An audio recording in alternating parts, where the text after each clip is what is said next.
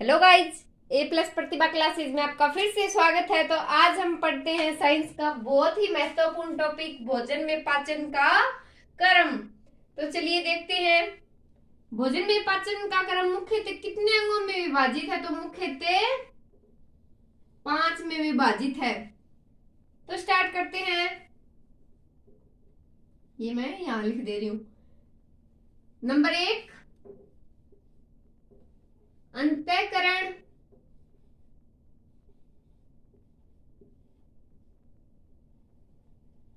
अंतःकरण या इसको बोलेंगे हम अंतःग्रहण।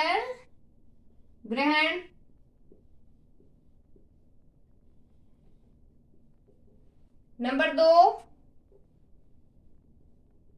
पाचन। नंबर 2, पाचन।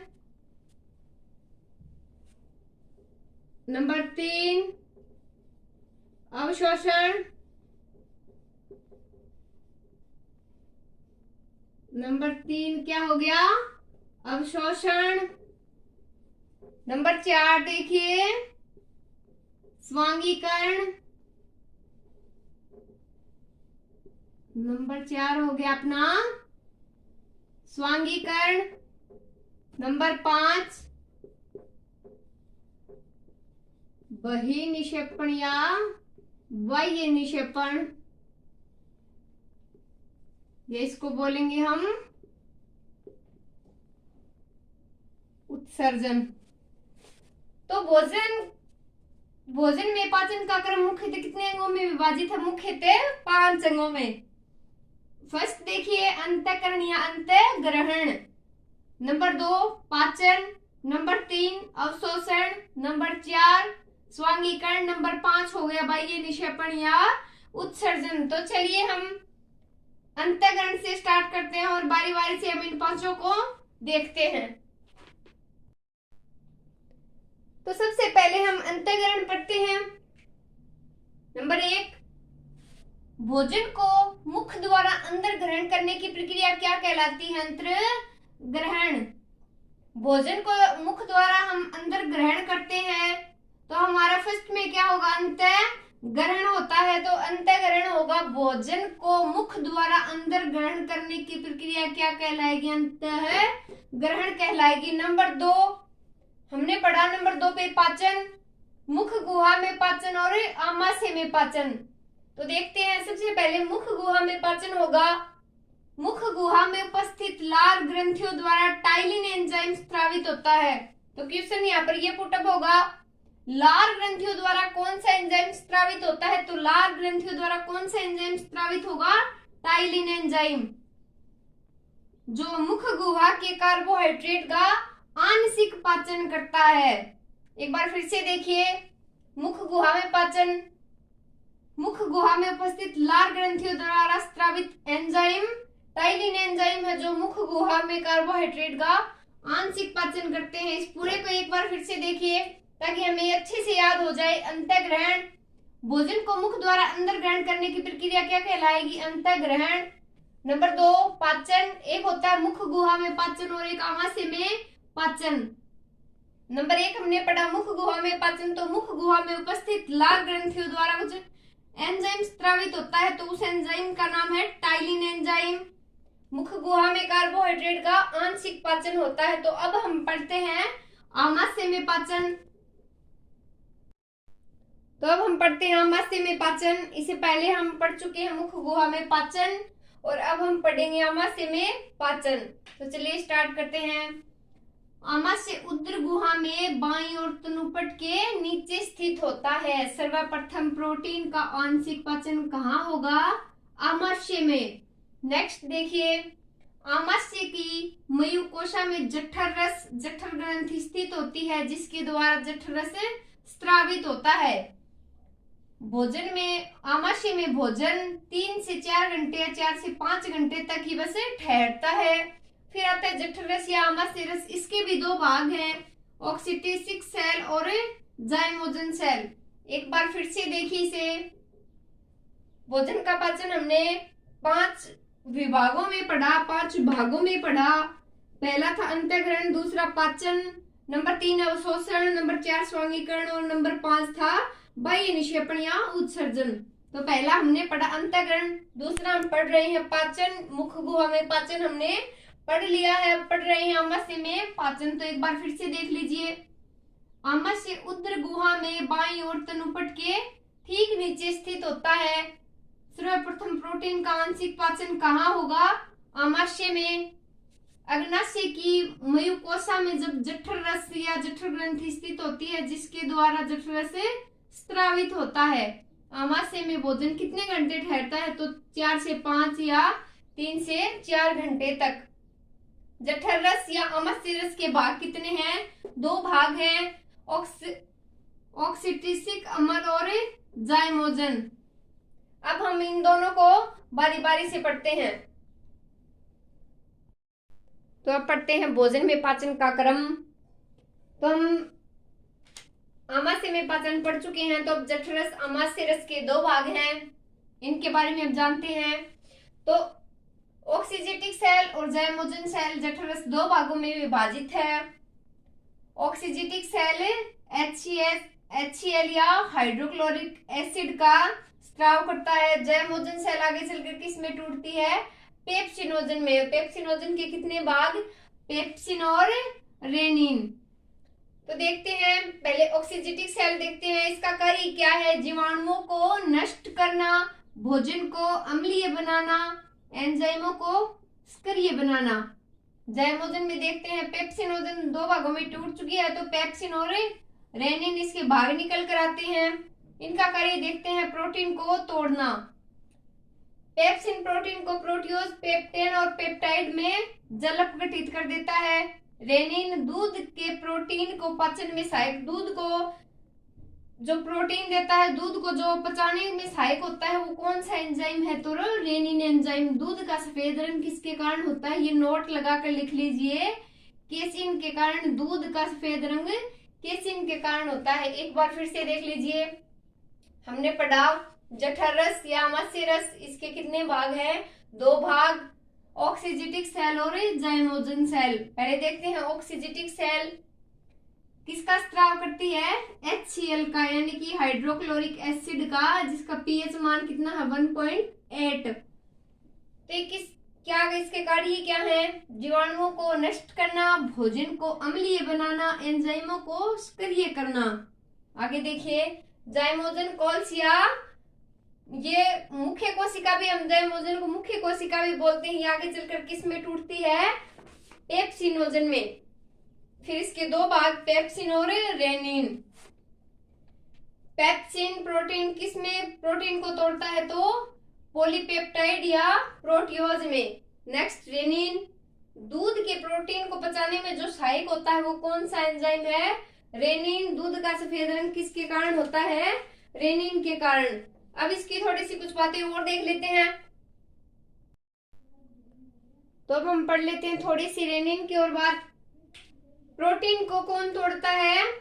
पेप्सिन तोड़ता है। ध्यान रखिए, प्रोटीन को अगर एग्जाम में पूछा जाए प्रोटीन को कौन तोड़ता है, तो प्रोटीन को पेप्सिन तोड़ता है।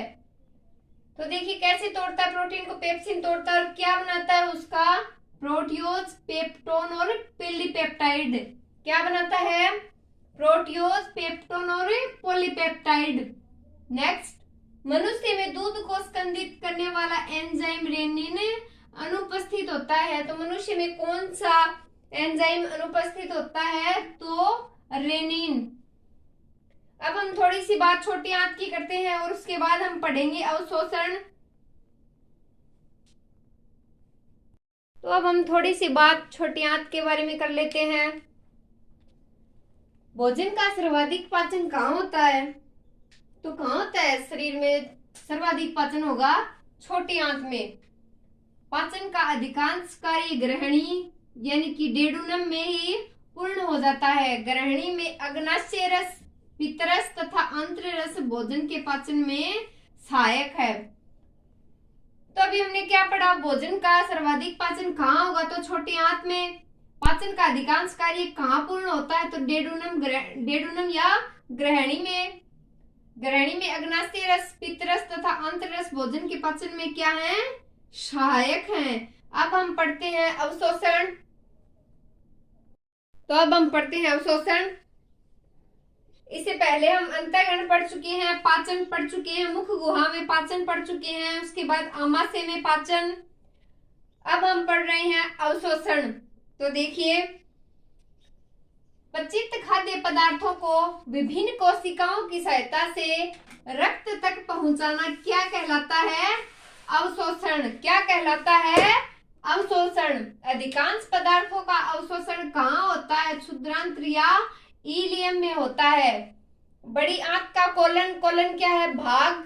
बर्धांत्र मुख्यतः जल का अवशोषण करता है। इस भाग में पाचन क्रिया नहीं होती। किस भाग में नहीं होती? बड़ी आंत में पाचन की क्रिया नहीं होती। बड़ी आंत जल, खनिज, लवण आदि का अवशोषण करती है। तो एक बार फिर से देखिए, अवशोषण पचित खाद्य पदार्थों को विभिन्न कोशिकाओं की सहायता से, पचित जो खाद्य पदार्थ होते हैं उनको विभिन्न कोशिकाओं की सहायता से रक्त तक पहुंचाना क्या कहलाता है? उनका रक्त तक पहुंचना अवशोषण कहलाता है। अधिकांश पदार्थों का अवशोषण यानी कि ज्यादातर पदार्थों का अवशोषण कौन करता है? कहाँ होगा? क्षुद्रांत्र में या इलियम में होता है।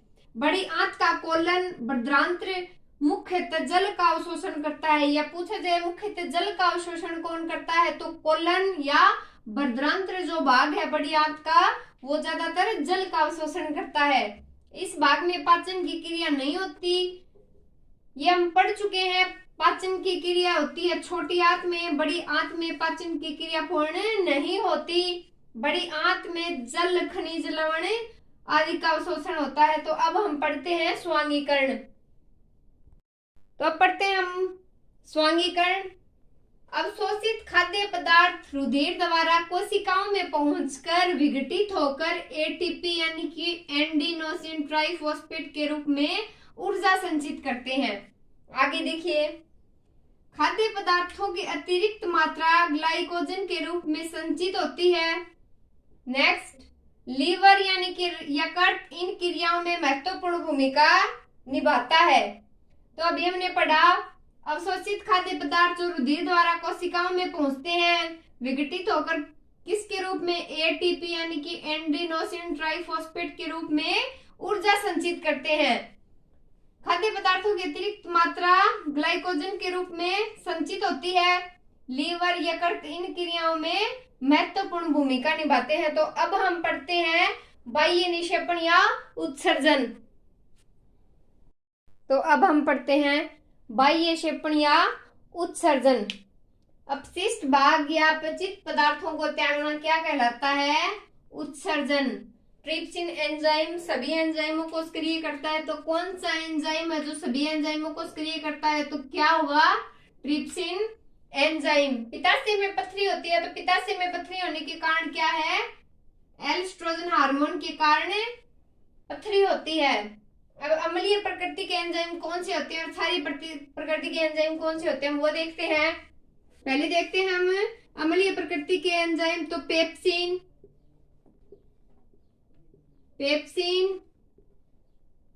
रेनिन,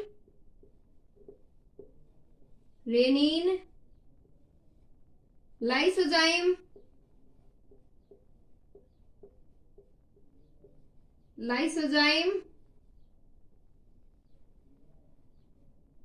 अब हम देखते हैं क्षारीय प्रकृति के एंजाइम कौन से होते हैं। तो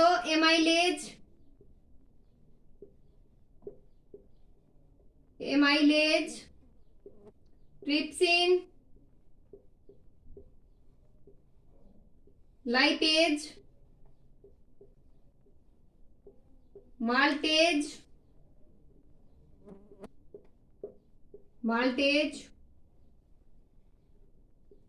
लैक्टेज,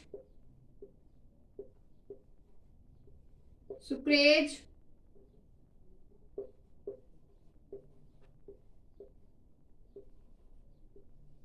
और